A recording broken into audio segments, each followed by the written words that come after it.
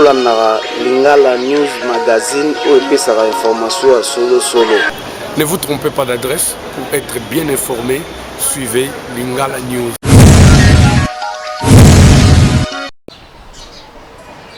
Mbote maman présidente ya oyo babengi parti décidé. Mbote papa journaliste. Lelo président Joseph Kasavubu a fait déjà 52 ans pendant Akufa. Et tant que bino y a opposition, il y a parti décidé.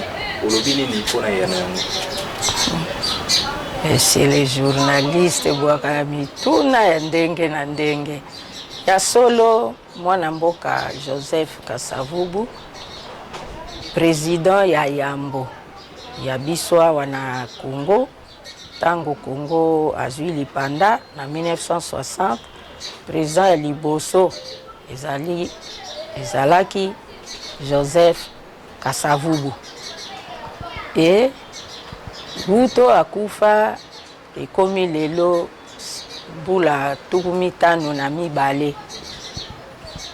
Ezali malamu kokundola lisolo ya ndeko ya mwana mboka otoyeba azalaki nani, azalaki musala ndenge nini na tango na ye, eske mbutu ezalaki kaka boye.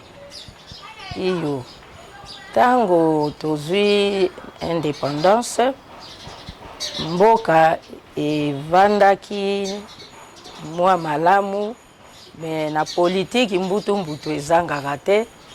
Mbutu ekoya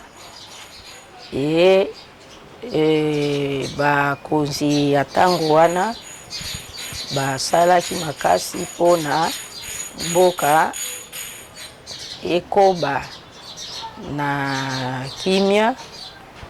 Ye président Joseph Kasavubu enge to landi lisolo na ye, asalaki musala na ye na motema moko.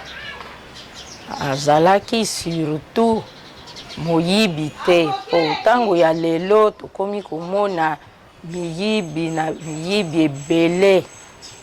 Bandeko mingi baza koluka kota musala politique po tango bakopesa ye kesi ya leta aiba musolo ya leta. Na tango wana moyibi ya misolo ya leta ezalaki lokola lelo te. Ndenge toyokaka ye azalaki soko akei mission bongo ya leta kozonga nango azongisi na kesi. Yango nde alaki kosala kesi ya leta evandaki kimia ezotambola malamu.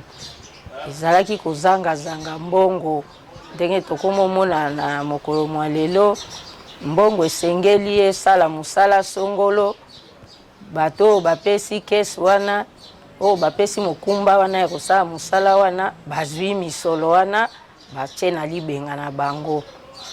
Tango Kasavubu yalaki bongo te. Moralité pe na sika ya bayi politique ezalaki mwa malamu koleka lelo.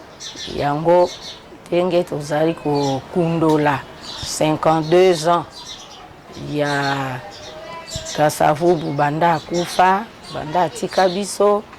Toza kopesa lisolo na ye, tozali kopesa lokumu mingi na kombo ya président Joseph Kasavubu.